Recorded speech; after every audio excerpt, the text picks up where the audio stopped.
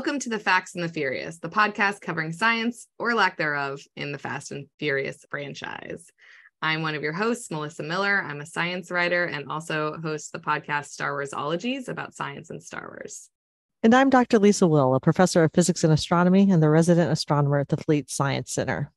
In this episode, The Facts and the Furious is going to cover the second movie, 2003's Too Fast, Too Furious.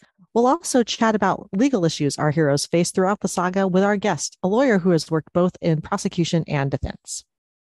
First up, Lisa and I want to acknowledge the creative work of the writers and actors that are on strike right now, without whom we wouldn't have these amazing movies. Hopefully they get a fair deal soon. Let's go ahead and dive into the physics behind Too Fast, Too Furious.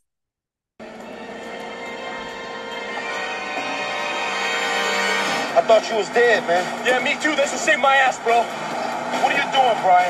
I don't know, but if Barone sees a helicopter or customs boat, she's dead. Boat, car, boat. You're not gonna do what I think you're gonna do. Yeah, I think so. You got my back, bro? Yeah. All right, man, put on the seatbelt. Show us some real dukes of happy. We're gonna do this big. Hold on, Ro. Hold on.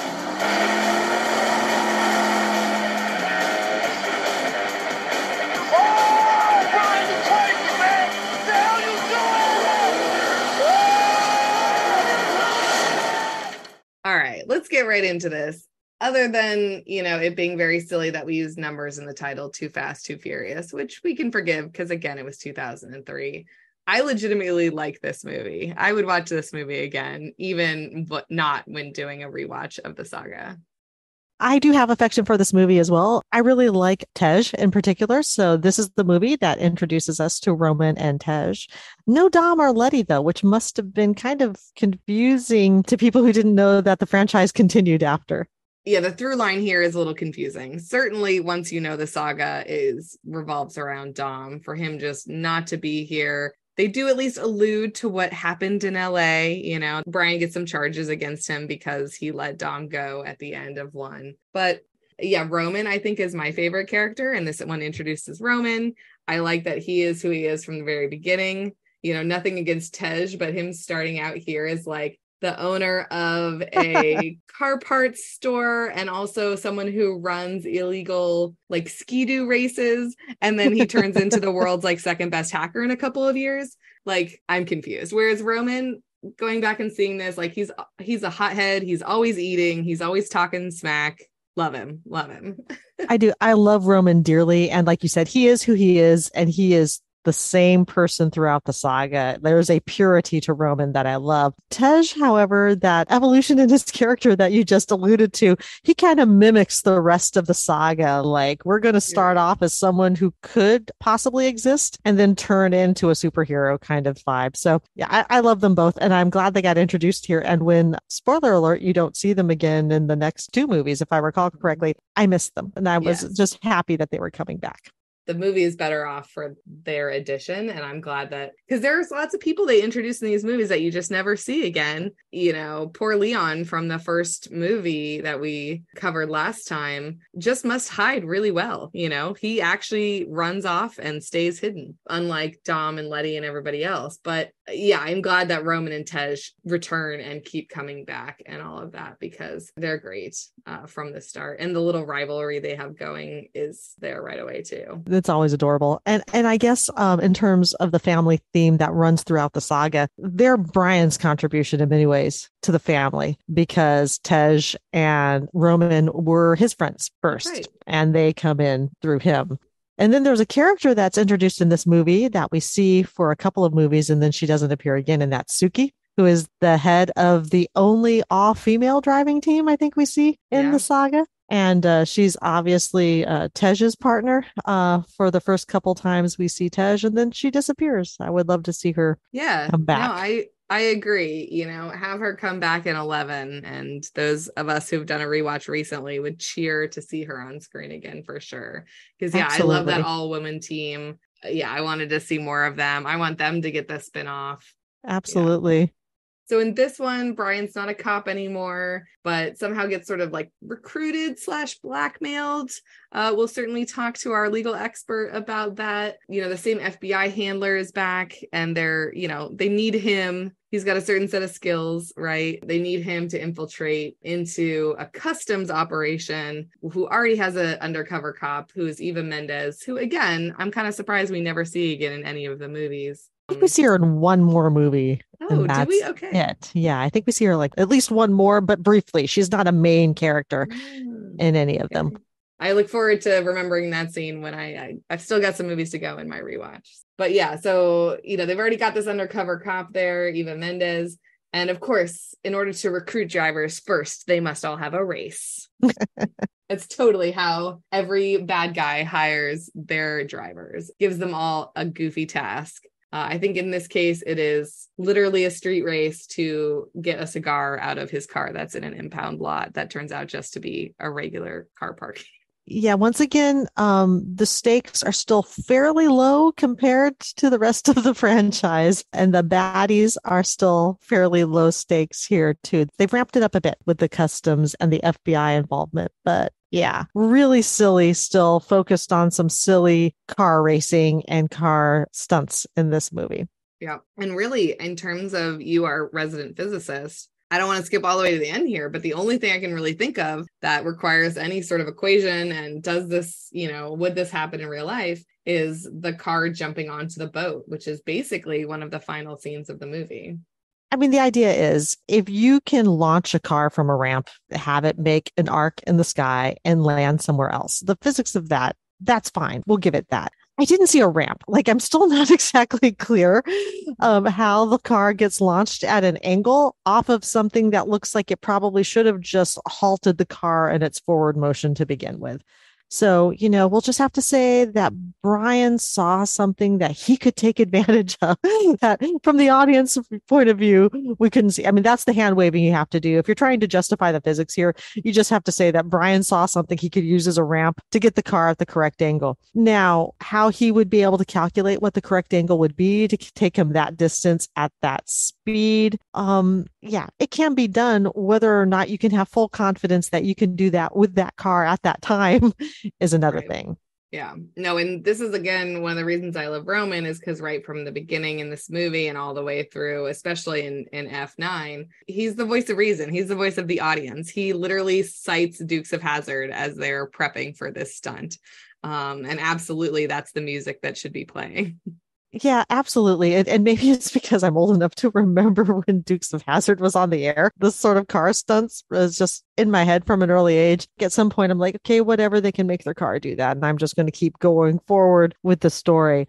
I think one of the things that got to me the most was Roman has something he called, what was it, an ejecto-seato in his car, which was an ejector seat. Mm-hmm. Okay, so I'm totally willing to allow for that.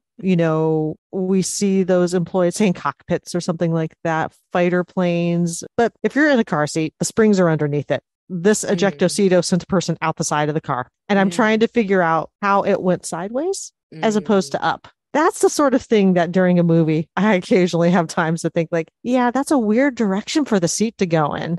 Yeah, I like that. I like that you buy ejector seat in whatever cars these are, because Brian just has this silly idea, right? Like, hey, you have some extra NOS, we've got some extra hours, let's make ejector seats. So I like that you buy the premise that way, but like, oh, it would go up and not sideways. And I wonder what their reasoning was, because at least one of the cars, oh no, they're not in the convertible anymore. Because I was going to say in the convertible, it's an obvious choice. But they're in the muscle cars by this point. So maybe it was more that like breaking through the roof seemed unrealistic versus out a door that opens. So the modifications had to be more extreme in terms of like the way the seat would even move. Right. So anyway, that's the sort of thing that I find myself thinking about when analyzing the physics in, I guess, Too Fast, Too Furious. Too Fast, Too Physics. Yeah, it's a good one. I do like that whole sequence though. Brian, and I mean, maybe really just Paul Walker is what I mean here, not even just Brian. Looks like he's having a real good time, right? This whole movie, they're in sunny Miami. Him and Roman are working towards, quote unquote, a clean record, which we'll talk to our legal expert about. I enjoy watching it, I think, for that reason, that everyone seems like they're having a lot of fun on the set of this movie. They do seem like they're having a lot of fun, but I always look back at it as I think it's the last time we see our team use seatbelts. Oh, they even talk about it right before that stunt. They're like, put on your seatbelt. And they both get hurt. Roman and Brian both take on noticeable injuries from it. And once again, that might be the last time we see it happen going forward. And if you get your hands on the outtake reel from this one, you can see Paul Walker throwing himself into the steering wheel over and over again, because apparently Tyrese would just not. He would just sit there and like let Paul Walker do it. So Paul Walker had to do it, it seems like, about 5 times more often than Tyrese did it, just because he was messing with him. Oh, man. Yeah, at least the versions I'm watching come with all sorts of extras. And I've always been watching the outtake reel. And then the driving school, because they send all of these people. And we're going to talk about that next episode with someone who runs one of these driving schools. But watching which of the actors, really take to driving the cars realistically, and which ones, don't quite get it and have never driven a car before in some cases, or never had their license or something like that. Yeah, I noticed that too. Several of the actors went from never having driven, or at least driven regularly, to being put behind the wheels, at least from the audience point of view, of a stunt car. That must have been fun or terrifying. Yeah, well, considering I still want to be a race car driver, I think it sounds fun to have to go to a driving school for something like this. Or, it's like watching the actors go on Top Gear and stuff like that. That always looked like a lot of fun. Well, we'll have a stunt driver on soon. We'll have to ask them about that. Yeah, definitely. Okay. Is there anything else from Too Fast, Too Furious that we should definitely talk about? Oh, I think that hit the major topics from the science, at least. Yeah. Like I said, I just like this one. It hits a lot of the right notes for me. There's Brian and Roman. There's some history there. I always really like it when there's like bad fighting, like when it's clear that neither guy, and again, this really changes later, right? With like Hobbs and stuff like that. These fist fights are low stakes and also just not very good, which I think is what most dudes wrestling outside of a demolition derby would probably look like. But they work through their friendship. Roman got arrested. Brian became a cop. There's bad blood, but there's like a whole scene where they like watch the sunset and say they don't blame each other for things. And I'm just like, oh, guys. Yeah, there is a core of emotion in these movies that start from the very beginning. And then I think as the saga goes on, they recognize that emotion is one of their strengths, and they hit it more.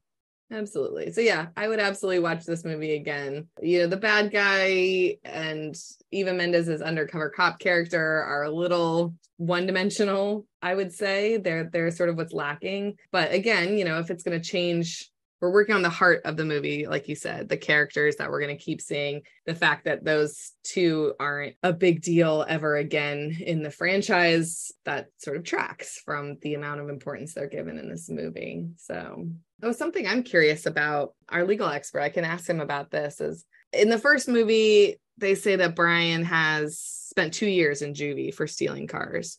I wasn't sure at the time if that was something that Dom found out because it's true, or that Dom found out because he was an undercover cop and they were giving him, something to find that would give him some legitimacy. It really wasn't clear in the scene. And then in this movie, it comes up again, but there's still the same question because he's again working undercover again. And I'm like, I legitimately want to know.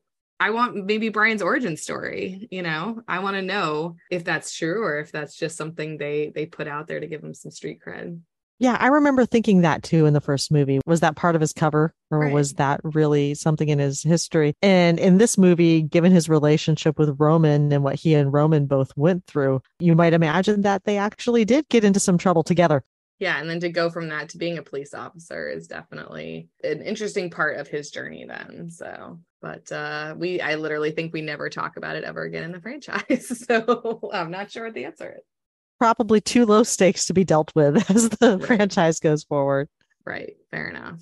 The only other dangling thread left in this one is that like 4 or 5 times someone uses the nickname Bullet for Brian. And I don't know if that was like some deleted scene we never got to learn more about, but it just seemed really weird. So, well, that's Too Fast, Too Furious. I would watch this movie again, and maybe I will. Anytime I consider going to Miami, maybe I'll just stay home instead and watch this movie. Other people don't seem to agree, though. The Rotten Tomatoes score for this one is only 37% for the critics. Audience meter is 50%. So there you go. I guess I'm agree with half of the population. The tagline for this one, though, is in fact perfect. And I don't really think it's an insult. Beautiful people and beautiful cars in a movie that won't tax the brain cells.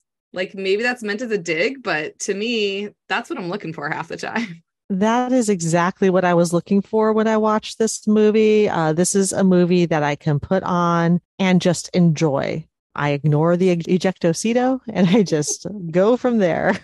Well, if nothing else, what I do like is they installed the ejection seat in both cars and it only worked in one of them. So there you go. Maybe that at least leads, it was beginner's luck in one of them. And then the second one, the laws of physics kick in or something. All right, well, let's get into our interview.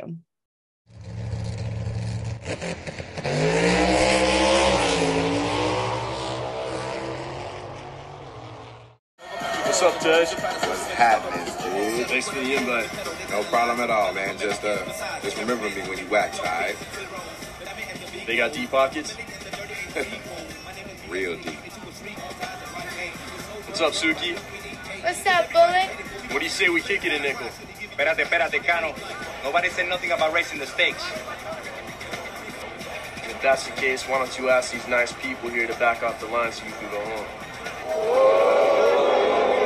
Hey.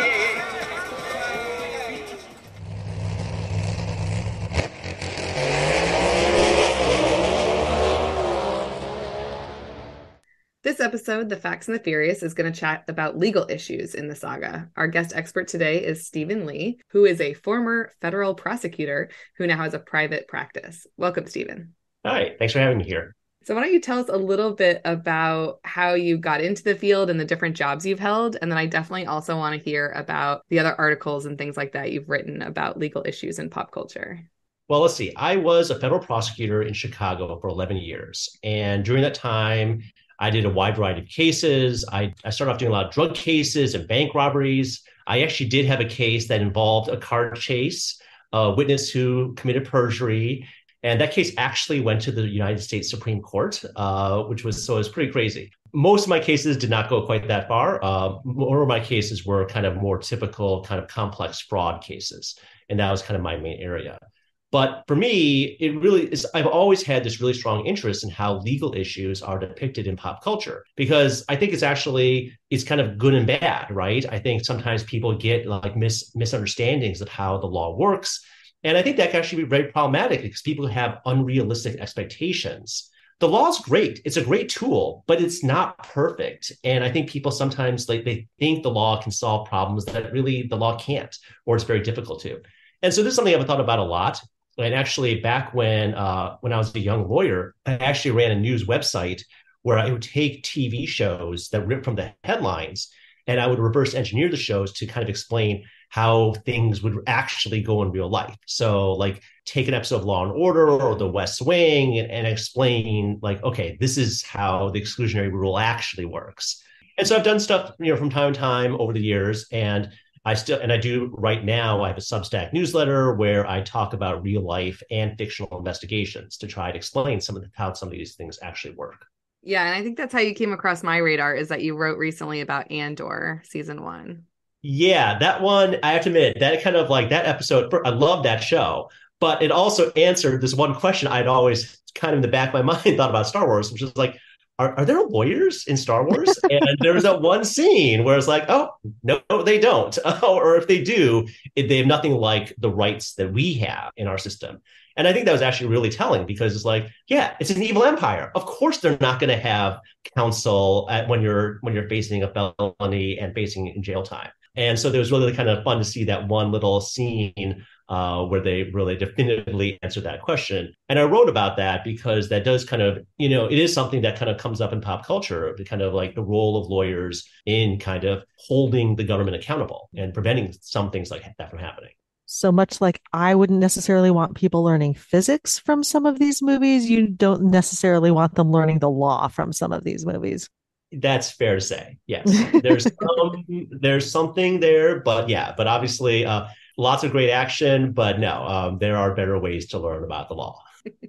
Yeah, I don't think they're showing these in any, early legal classes or anything like that. Is it something that, you see everywhere, like, oh, that's different, or that's not how they do it? Or are you still able to like actually sit back and watch and enjoy like the Fast and the Furious?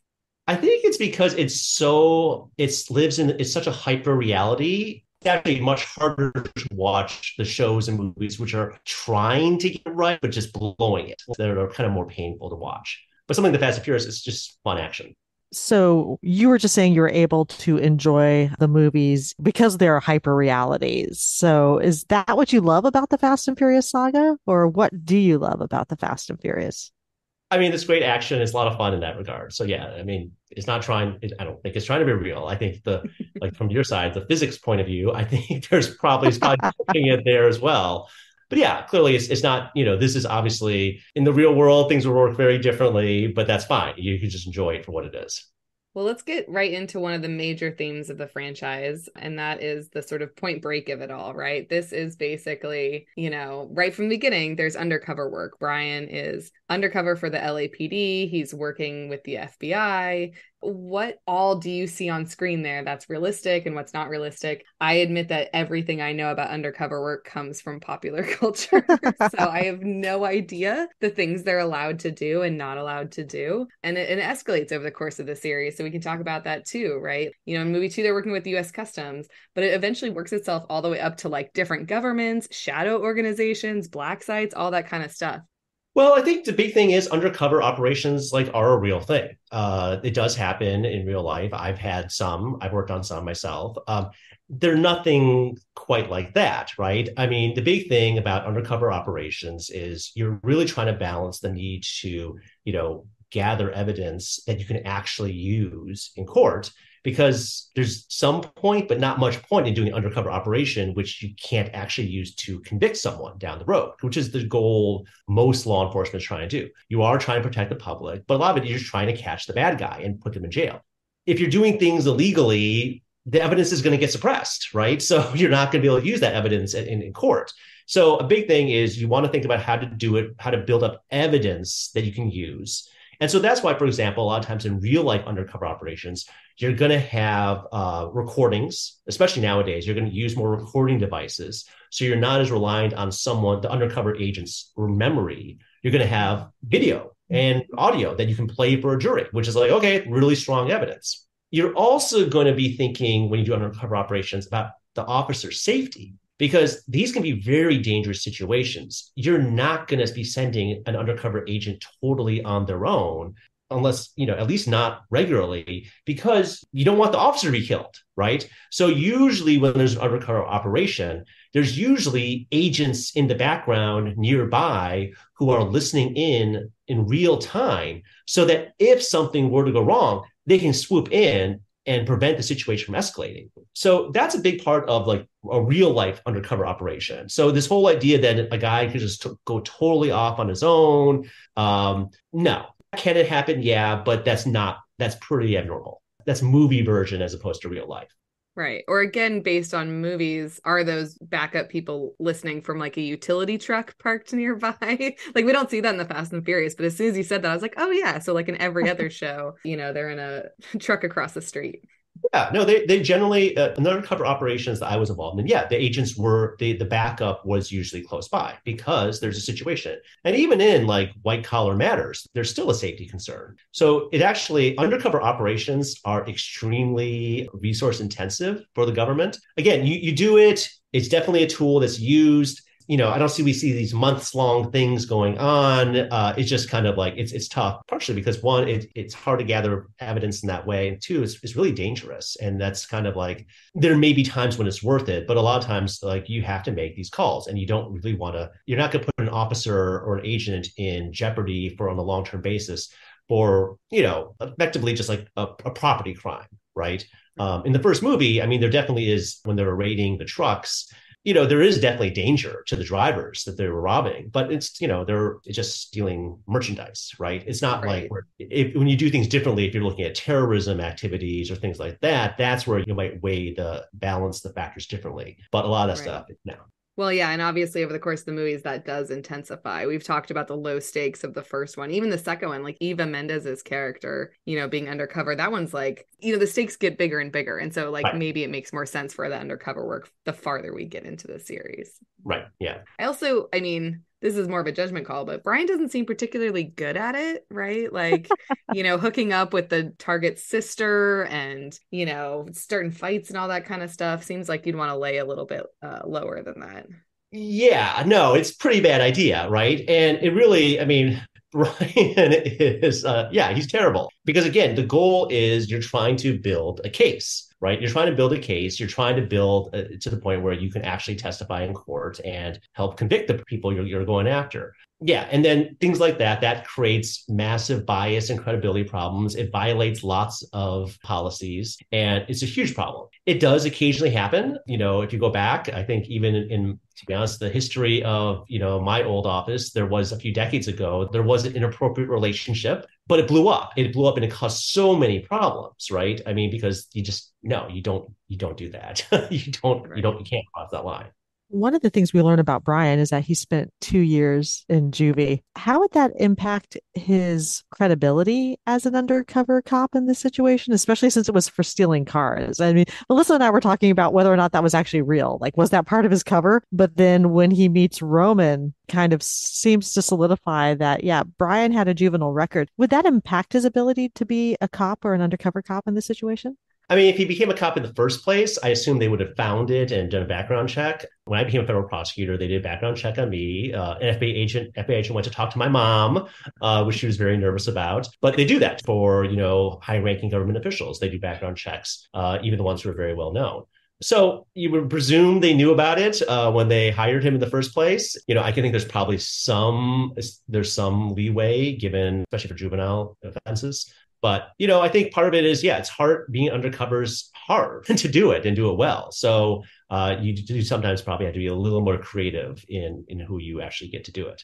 Yeah, well, and that sort of leads into this idea of a clean criminal record, right? So in movie 2, they tempt both Brian and, I say tempt, but it's kind of blackmail, Brian and Roman into helping with this operation by promising to clear their records. For Brian, it's letting Dom go, right? From movie 1. That's, not allowed. I mean, is this something that can actually be promised? Can you clean someone's criminal record? Yeah, I mean, this does come up, right? It comes up in some of the later movies too, right? That if we do this, everything gets forgiven. Pretty tough in real life. Okay.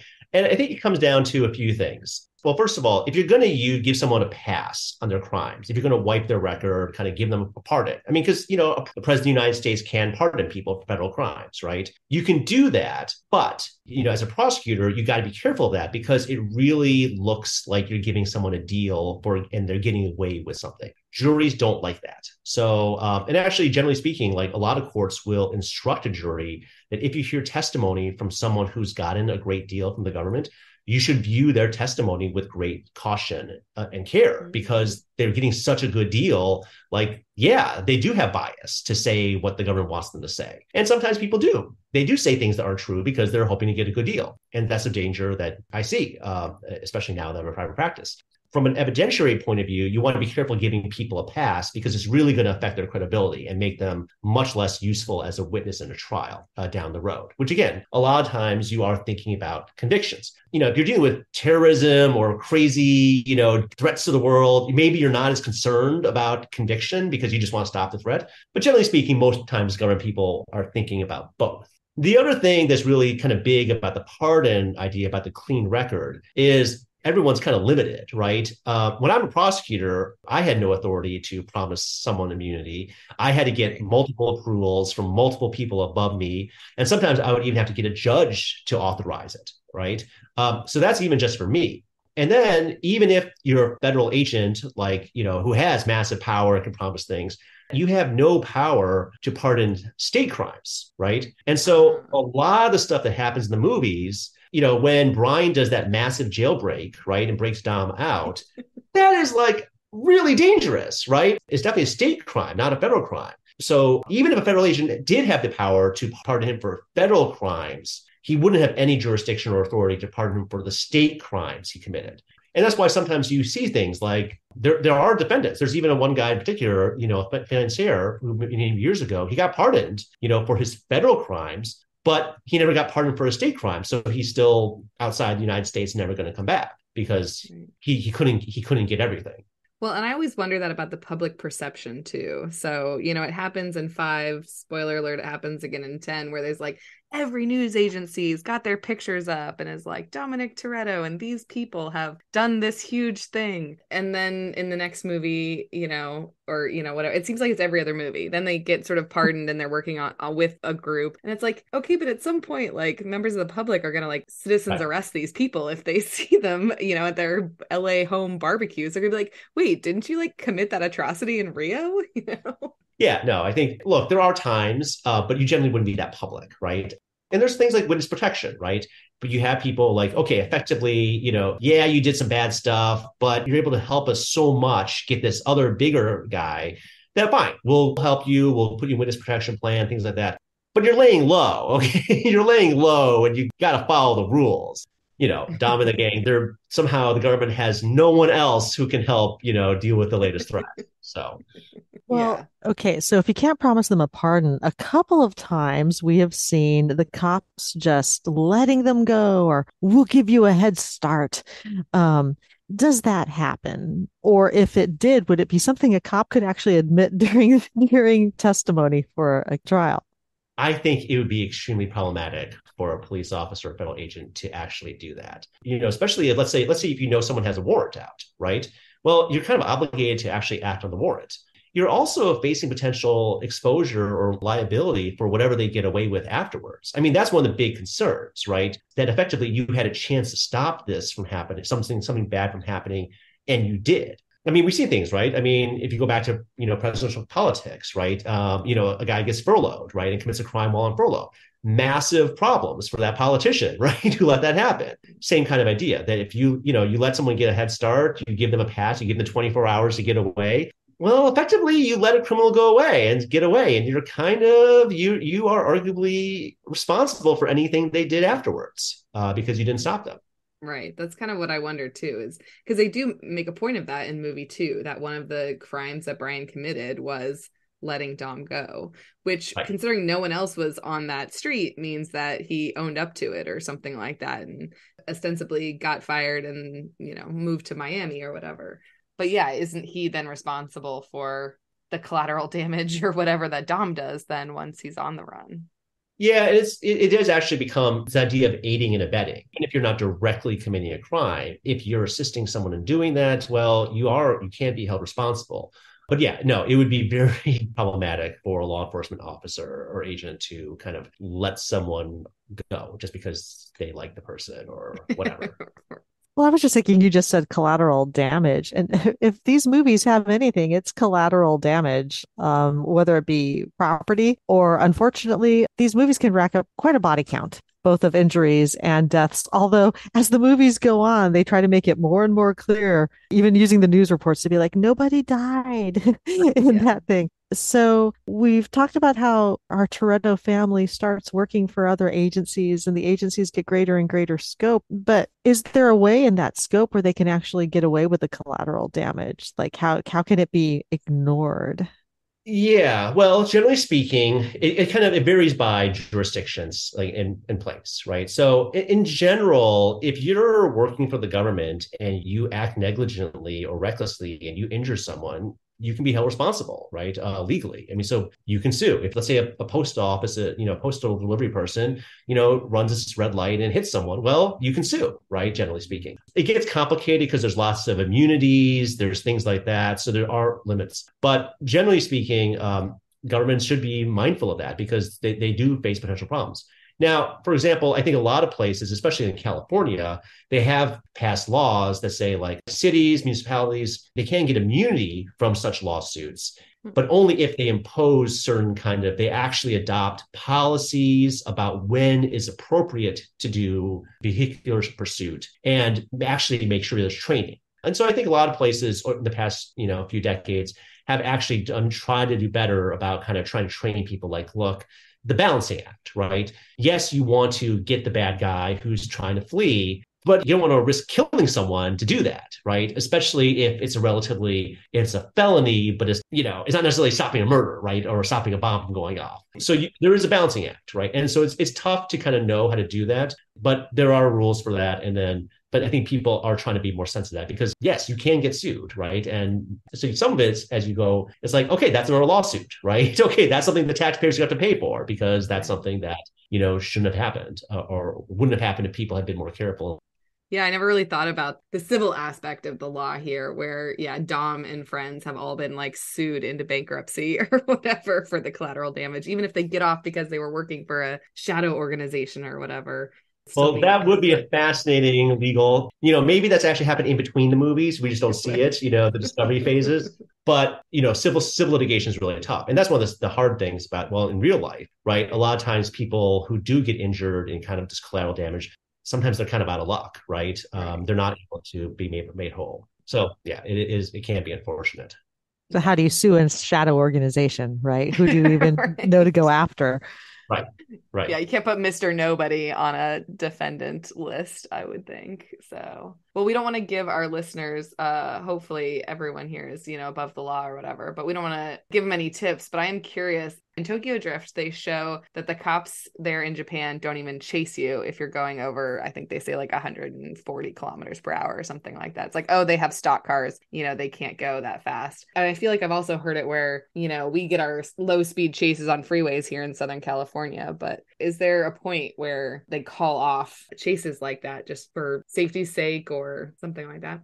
Well, I think kind of two thoughts there. One is that, there's a balancing for safety, right? So as a police department, they probably do have a policy like, okay, here's when it's okay and here's when it's not okay. And I think a lot of it is actually being communication. So it's not just one officer making the decision, right? So you're coordinating with supervisors, you're trying to do that.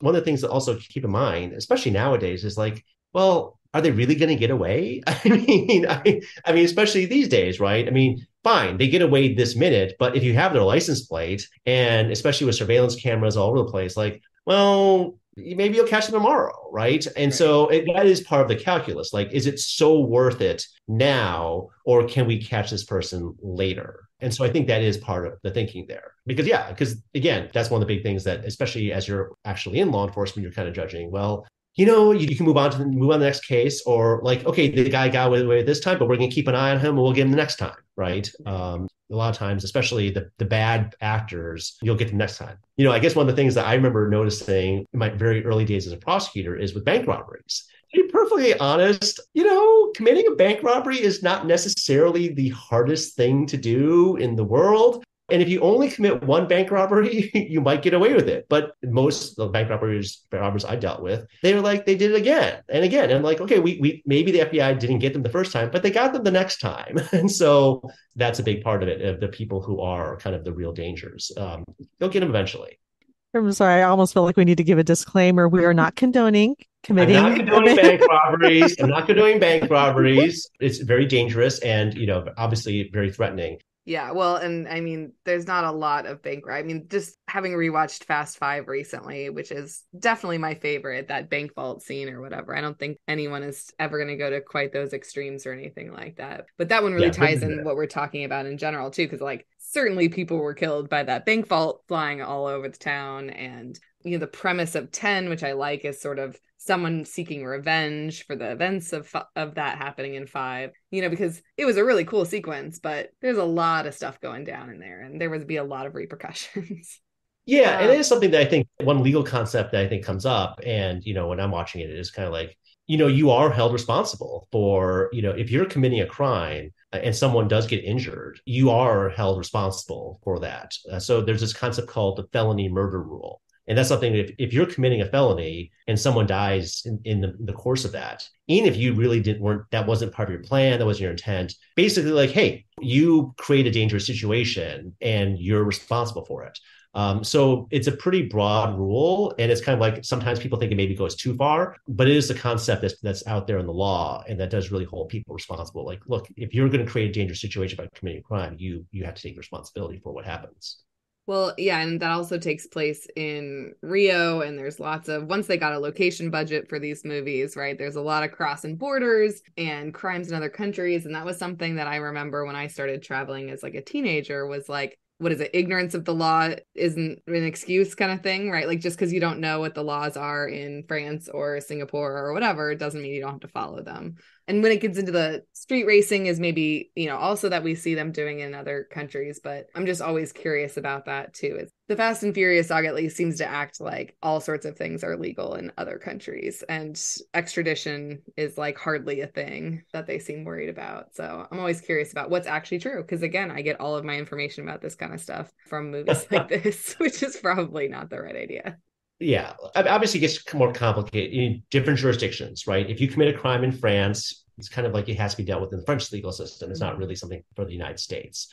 And also, generally speaking, ignorance of the law is not a defense. It can be in certain technical areas. It actually is something for some of the things that the white collar crimes that I deal with. But generally speaking, you really can't argue. I didn't know you couldn't kill someone, right? I didn't know you could, create such a dangerous situation that all the people are around me and all these buildings are getting destroyed. That's not going to fly. And are there many non-extradition countries? Because they list off a whole bunch of them. And I was like, I don't think that's true. Yeah, there are some, but, and extradition's tough. And, that is something that kind of is an issue in the fourth movie, right? Where Brian and Dom go into Mexico and they basically, effectively grab someone there and bring him back to the United States. That would actually probably be an international incident. Really, if you want to arrest someone in another country, you really are supposed to work with the actual local authorities. And, that's something that I and, federal prosecutors, you deal with. And it's extremely difficult and complicated, even for countries where you do have extradition treaties. So it's definitely something that's glossed over in the movie. So basically, once these movies got a location budget, there were international incidents in every movie. Yeah, there's probably a bit of that. The blowback. Yeah, probably lots of lawsuits, Freedom of Information Act requests, things like that.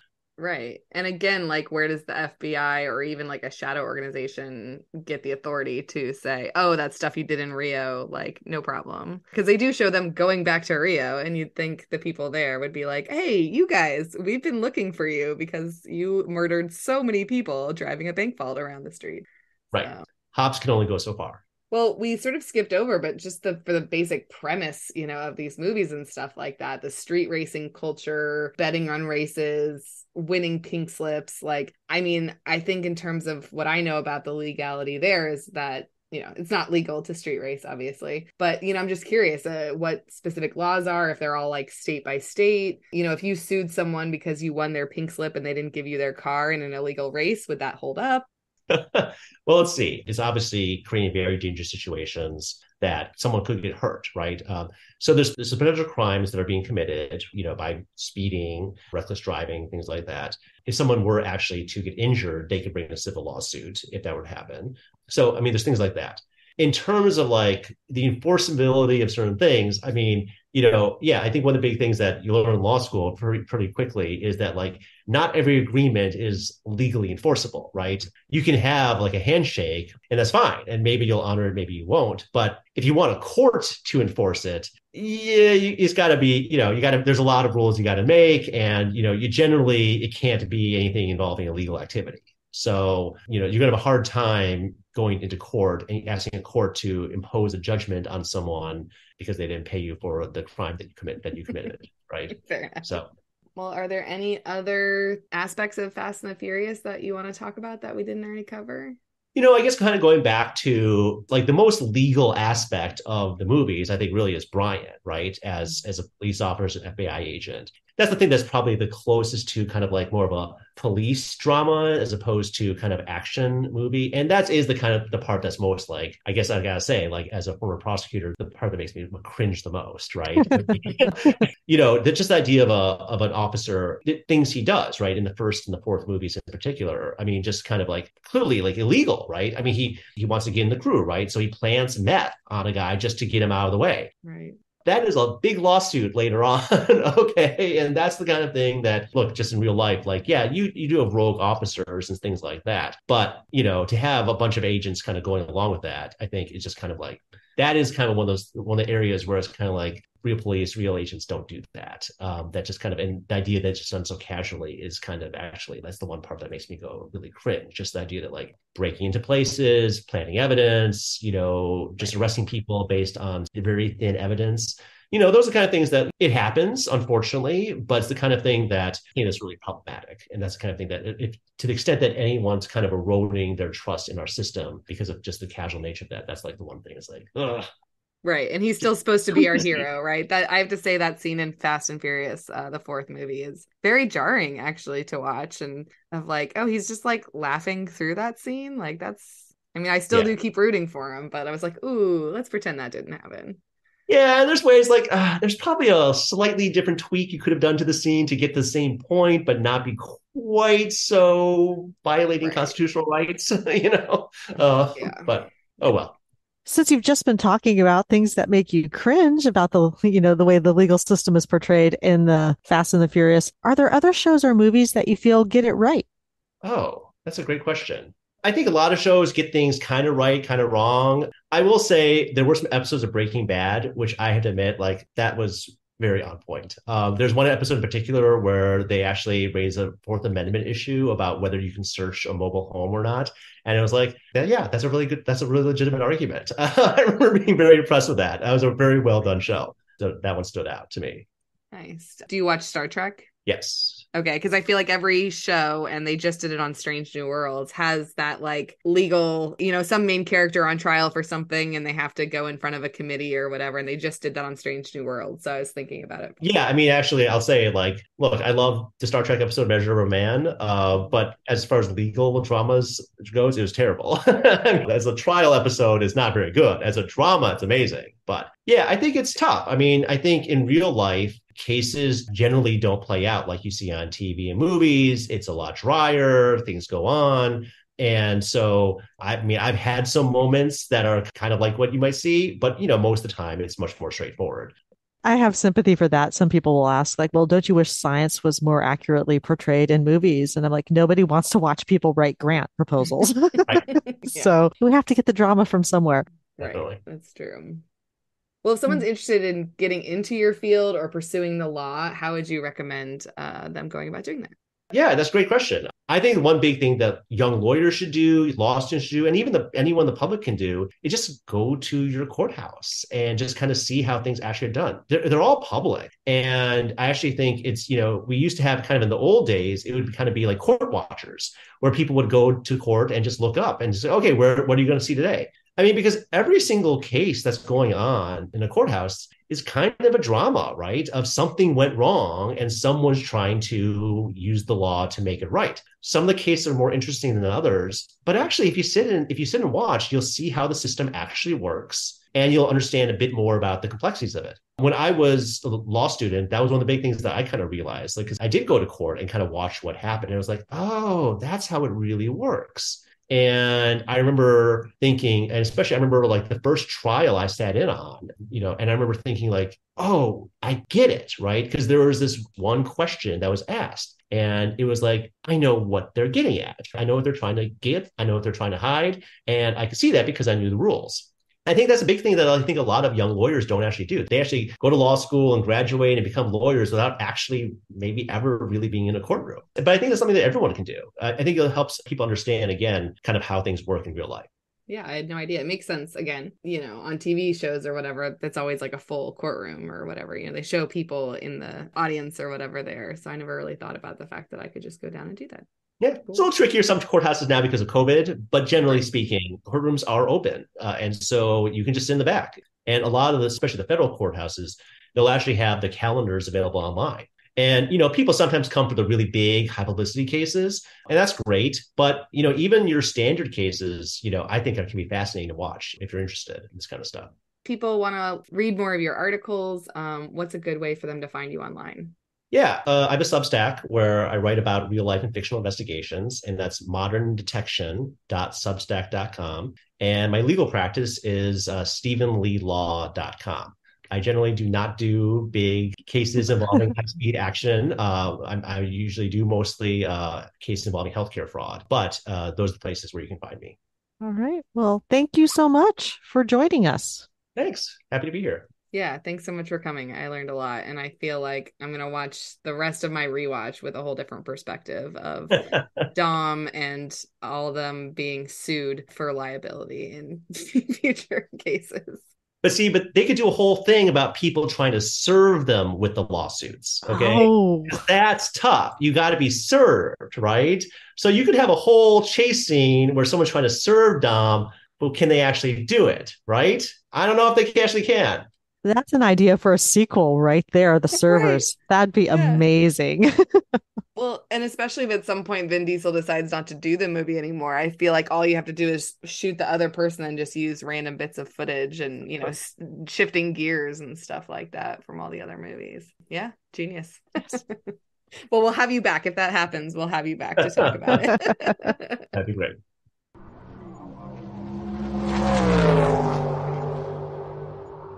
Here's a list of the laws you broke in L.A.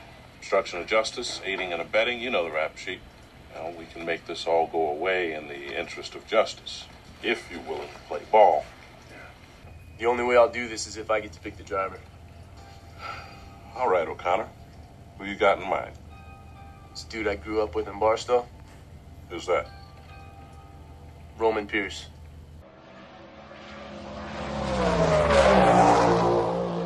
That wraps up this episode of The Facts and the Furious. We want to thank our guest, Stephen Lee, and we want to thank all of you for listening. Remember, reality-based physics comes and goes, but family is forever.